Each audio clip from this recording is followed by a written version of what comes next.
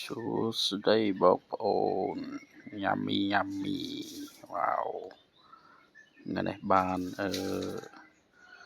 កាទៀវឆាឆ្ងាញ់ណាស់កាទៀវឆាបុរាណណានេះអត់មានសាច់ទេមានតែស្បែកជ្រូកកាទៀវឆាដែលឆ្ងាញ់ណាស់ជាពិសេសណែមចៀននេះអូស្រួយខ្ញោកមើលទៅមាត់ដល់ដឹងឆ្ងាញ់កប់សេរីបដ ாய் ណាកាទៀវឆាតាមផ្លូវមានជីមានកីមានជីគ្រប់មុខអាហ្នឹងហើយស្រូបត្រីផ្អែមឆ្ងាញ់បដ ாய் ណាមើលទៅមាត់ដល់ដឹងដាក់ពពណាស៊ីបញ្ញាយបងប្អូនទៀតណានេះអូយមើលមាត់អូស្រួយខ្ញោកអាណែមជានេះអេមចយ៉ា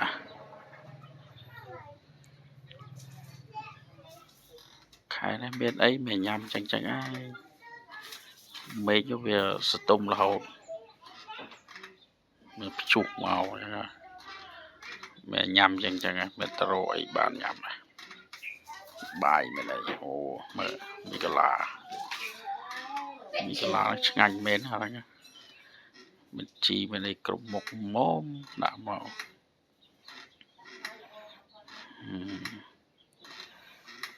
ហៅមានពងពងទាមកហៀង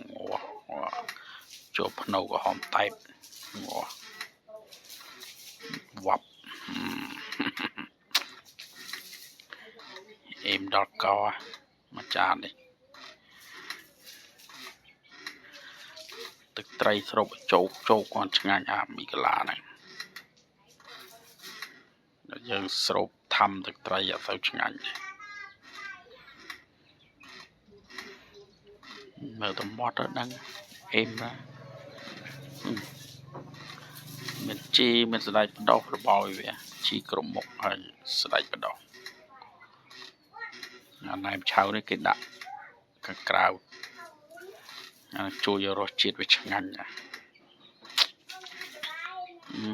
ចូលសលេងលេបទឹកមាត់ដងទៀតនេះ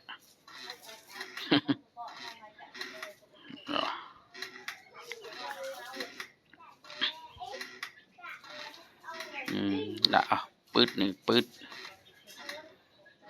ដាក់ដូចគេរំចឹងបានស៊ីសូមបងប្អូនទាំងអស់គ្នាមើលជួយ Subscribe Channel អ្នកមួយបងអរគុណបាយបាយ